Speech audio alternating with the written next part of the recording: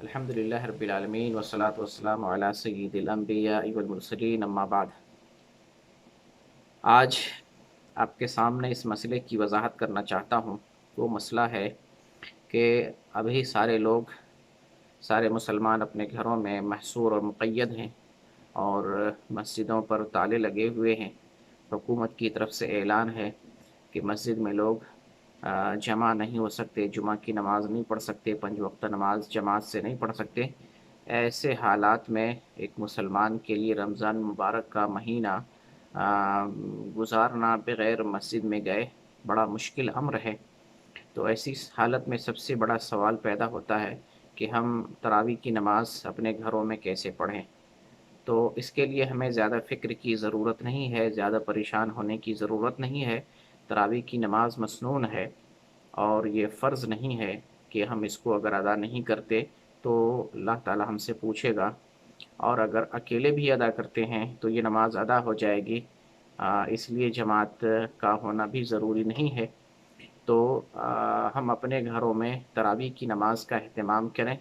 اب تراویح کے لیے اگر جماعت کا اہتمام کرتے ہیں تو زیادہ ثواب ملے گا، اور اگر جماعت کا اہتمام نہ بھی کرتے ہیں تب بھی وہ ثواب ملے گا جس کا ذکر نبی صلی اللہ علیہ وسلم نے کیا ہے۔ من قام رمضان ایمانا واحتسابا غفر له ما تقدم من ذنبه، کہ جو رمضان میں ایمان کے ساتھ اور اجر و ثواب کی امید سے قیام کرتا ہے تو اللہ تعالیٰ اس کے سابقہ تمام گناہوں کو معاف فرما دیتا ہے۔ یہ اجر ہر اس آدمی کو ملے گا جو گھر میں نماز پڑھے اور یا مسجد میں نماز پڑھے یا کسی کمپنی میں نماز پڑھے یا چھت پہ نماز پڑھے، اکیلے نماز پڑھے، جماعت سے نماز پڑھے، کسی بھی شکل میں قیام اللیل رمضان میں ادا کرتا ہے تو یہ ثواب اس کو ملے گا۔ البتہ بہتر یہ ہے کہ تراویح کے لیے جماعت کا اہتمام کیا جائے۔ اس سے ہوگا یہ کہ ہمارے حسنات میں، نیکیوں میں اضافہ ہو جائے گا۔ جماعت سے تراویح کی نماز پڑھنے کا ایک فائدہ یہ ہے کہ جماعت کا جو ثواب ہے 27 گنا وہ بڑھ جائے گا ثواب۔ اور دوسرا جو ثواب ہے، نبی کریم صلی اللہ علیہ وسلم ارشاد فرماتے ہیں کہ جو شخص امام کے ساتھ قیام اللیل کرتا ہے اور آخر تک اس کے ساتھ رہتا ہے تو اللہ تعالیٰ اسے رات بھر قیام کرنے کا ثواب دیتا ہے۔ تو اس حدیث کا اجر بھی ہمیں حاصل ہو جائے گا۔ اس لیے گھر میں رہتے ہوئے تراویح کی نماز جماعت سے ادا کریں تو زیادہ بہتر ہے۔ اب یہاں مسئلہ پیدا ہوتا ہے کہ تراویح کی نماز پڑھانے کے لیے امام چاہیے، حافظ قرآن چاہیے، کیونکہ تراویح کی نماز رکعتیں زیادہ ہوتی ہیں۔ تراویح کی نماز میں رکعتوں کے قیام، سجود اور رکوع میں جو ہے طوالت ہوتی ہے۔ تو اس کے لیے ہمیں امام چاہیے، حافظ قرآن چاہیے۔ پھر ہر گھر میں کہاں سے حافظ قرآن آئے گا؟ تو اس کے لیے بھی ہمیں پریشان ہونے کی ضرورت نہیں ہے۔ گھر میں جو قرآن سب سے زیادہ جانتا ہو، جسے قرآن سب سے زیادہ یاد ہو، وہ نماز کی امامت کرا سکتا ہے، تراویح میں امامت کرا سکتا ہے، خواہ باپ ہو، بیٹا ہو یا اور کوئی شخص ہو۔ اجنبی بھی کوئی حافظ کا انتظام ہو جائے تو بھی، حافظ کا انتظام نہ ہو تب بھی، گھر کے فرد میں سے جو بھی مرد جو ہے زیادہ قرآن جانتا ہے وہ امامت کرا سکتا ہے۔ حتیٰ کہ گھر میں اگر بچہ 7 سال کا، 8 سال کا بچہ اگر ہے تو وہ بھی امامت کر سکتا ہے۔ جو لوگ کہتے ہیں کہ اندھا آدمی امامت نہیں کرا سکتا، چھوٹا بچہ امامت نہیں کرا سکتا، وہ لوگ قرآن و حدیث کا انکار کے حکم کا انکار کر رہے ہیں۔ نبی کریم صلی اللہ علیہ وسلم کی حدیث سے پتہ چلتا ہے کہ نابینا آدمی بھی امامت کرا سکتا ہے، اور حدیث کی کتابوں میں امامت الاعمیٰ کے نام سے محدثین نے باب باندھا ہے کہ اندھوں کے نماز پڑھانے کا باب، یعنی بہت سارے اندھے عہد رسول میں امامت کراتے تھے۔ اسی طریقے سے بچہ بھی امامت کرا سکتا ہے۔ آپ کو ایک حدیث بتاؤں، نسائی کی حدیث ہے، اور عمر بن سلمہ صحابی رسول ہیں، وہ بیان کرتے ہیں کہ ہمارے پاس سے قافلے گزرا کرتے تھے تو ہم ان سے قرآن سیکھتے، یعنی قافلے والوں سے یہ چھوٹا بچہ تھا، یہ قرآن سیکھا کرتا تھا۔ ان کے والد نبی کریم صلی اللہ علیہ وسلم کی خدمت میں آتے ہیں تو آپ صلی اللہ علیہ وسلم ان کے والد سے بیان کرتے ہیں لِيَؤُمَّكُمْ أَكْثَرُكُمْ قُرْآنًا، کہ تم میں امامت وہ آدمی کرانے کا حقدار ہے جو سب سے زیادہ قرآن یاد رکھتا ہے یا سب سے زیادہ قرآن جانتا ہے۔ تو جب ان کے والد نبی کریم صلی اللہ علیہ وسلم کے پاس سے واپس قوم میں لوٹ کر آتے ہیں تو یہ حدیث بیان کرتے ہیں، پھر قوم والے اپنی بستی میں تلاش کرتے ہیں کہ کون سب سے زیادہ قرآن یاد کرتا ہے، سب سے زیادہ قرآن کسے یاد ہے، تو پتہ چلا یہی بچہ عمرو بن سلمہ، اس کو سب سے زیادہ قرآن یاد ہے۔ چنانچہ لوگوں نے عمرو بن سلمہ کو بستی کا امام متعین کر دیا، اور یہ بتاتے ہیں کہ میں اس وقت 8 سال کا بچہ تھا۔ یہ نسائی کی حدیث نمبر 790 ہے، اور اس حدیث کو شیخ البانی نے صحیح قرار دیا ہے۔ ابو داؤد کی روایات میں 7 سال کا ذکر ہے، تو 7 سال کا بچہ بھی امامت کرا سکتا ہے، اور امامت کا حقدار وہ ہے جو قرآن زیادہ جانتا ہو، چاہے 7 سال کا ہو، 6 سال کا ہو، 10 سال کا ہو، بڑا آدمی ہو، چھوٹا آدمی ہو، کوئی بھی ہو جسے قرآن سب سے زیادہ یاد ہے وہ تراویح کی نماز پڑھائے۔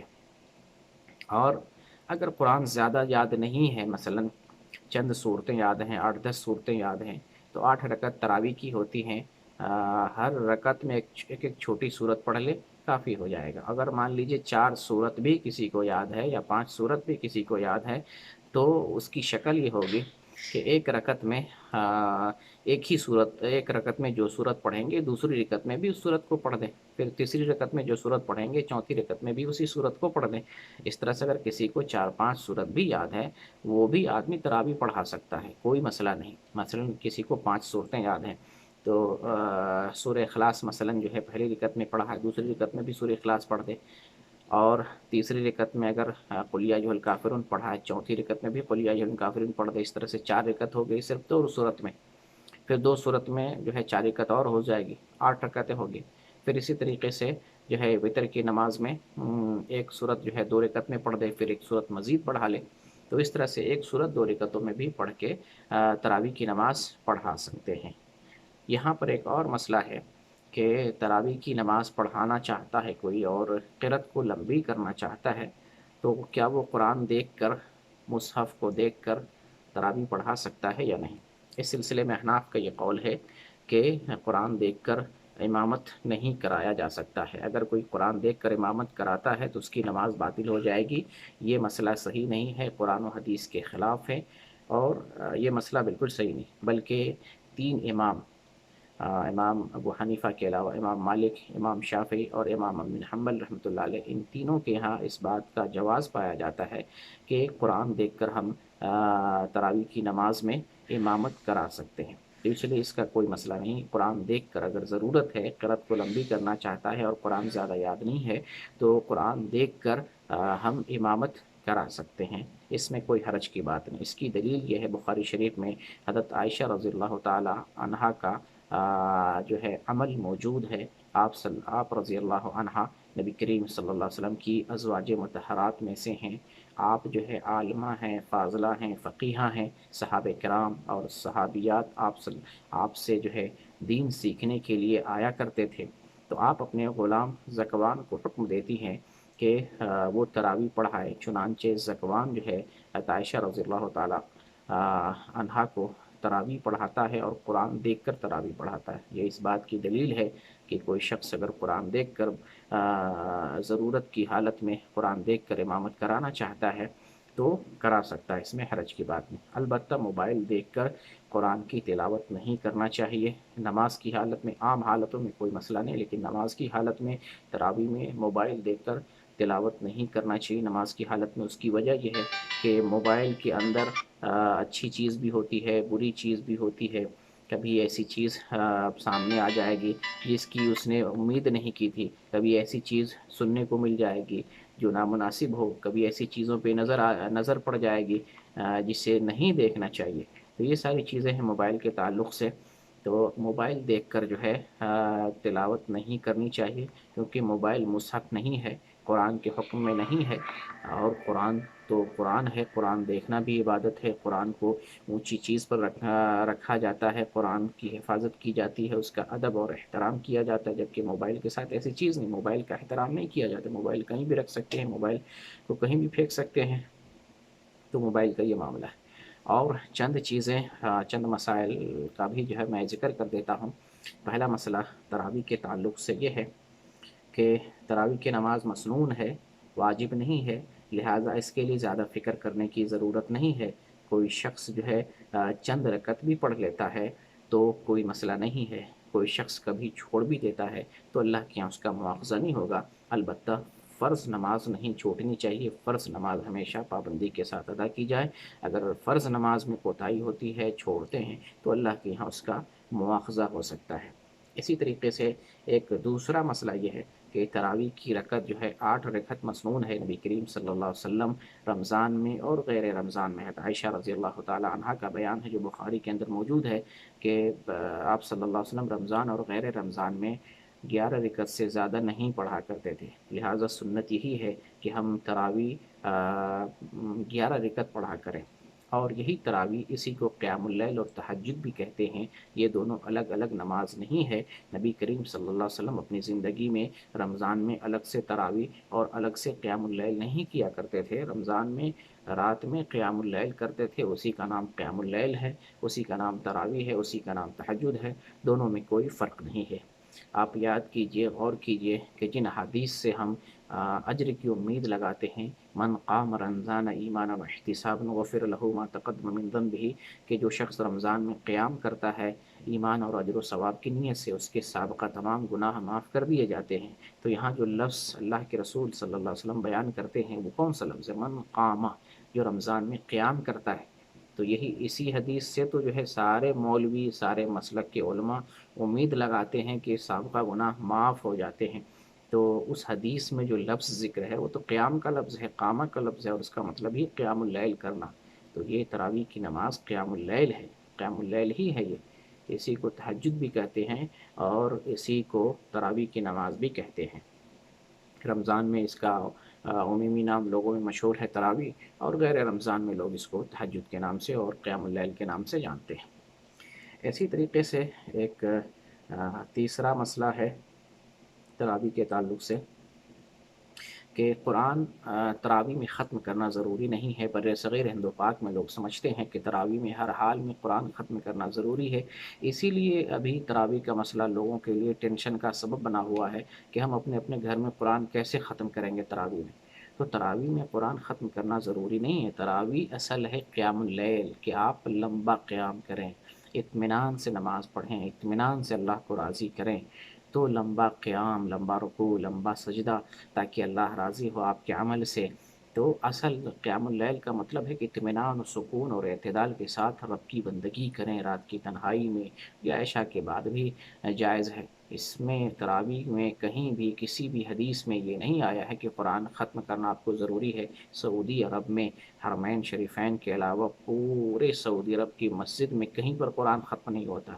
ہمارے ہندوستان والوں نے اور پاکستان والوں نے لازم قرار دے لیا ہے کہ تراویح میں قرآن کو ختم کرنا ضروری ہے۔ ایسی بات نہیں ہے، اطمینان و سکون سے پڑھیں، چاہے چند پارے ہی صحیح، چاہے چند صورتیں ہی صحیح، اطمینان سے تراویح کی نماز پڑھیں، اور ختم کرنا کوئی ضروری نہیں۔ ہاں الگ سے قرآن کی تلاوت کے رمضان میں دن میں فجر بعد، عصر بعد، ظہر بعد آپ 10 ختم کریں پورے رمضان میں، کوئی مسئلہ نہیں۔ تراویح میں قرآن ختم کرنا ضروری نہیں ہے۔ ہاں اگر اطمینان سے پڑھتے ہوئے قرآن ختم ہو جائے تراویح میں، فَبِهَا وَالنِّعْمَةُ، بہت اچھی چیز ہے، لیکن تراویح میں قرآن ختم کرنا ضروری سمجھ لینا یہ بہت بڑی بھول ہے۔ اصل چیز ہے نماز میں اعتدال۔ اگر کوئی شخص قرآن میں رمضان میں تراویح میں پورا قرآن ختم کرتا ہے اور نماز صحیح سے پڑھتا ہی نہیں، اٹھک بیٹھک کرتا ہے، کوے کی طرح چونچ مارتا ہے، اس کی نماز ہوگی ہی نہیں۔ نبی کریم صلی اللہ علیہ وسلم نے ایسی نماز کو نماز ہی نہیں گردانا ہے۔ نماز وہ ہے جو اطمینان اور سکون سے پڑھی جائے۔ تو تراویح کا اصل مقصد ہے اطمینان و سکون سے نماز پڑھنا، قرآن ختم کرنا ضروری نہیں ہے۔ آپ الگ سے جتنا پڑھنا چاہیں پڑھ سکتے ہیں، کوئی مسئلہ نہیں ہے۔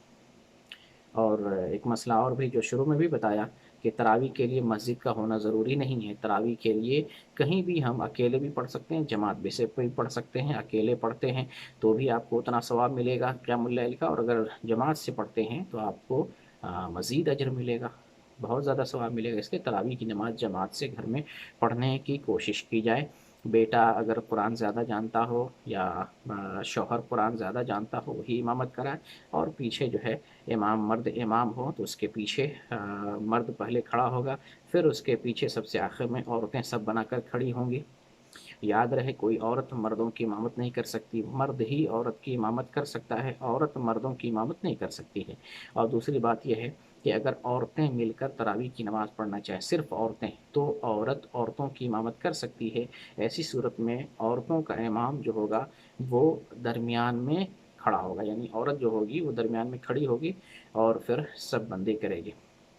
تو یہ سب مسائل تھے گھر میں تراویح سے متعلق۔ اللہ تعالیٰ سے دعا ہے بار الہ رمضان کے اس مبارک مہینے کو فیض و برکات کا ذریعہ بنائے، ہم سب لوگوں کے دامن کو فیض و برکات سے بھر دے، اور ہم سب گناہ گاروں کو اس ماہ مبارک میں معاف فرما دے، اور امت مسلمہ پر جو پریشانی اور وبا منڈلا رہی ہے، اس مرض کو، اس وبا کو اللہ تعالیٰ ہم تمام لوگوں سے دور فرما دے، آمین۔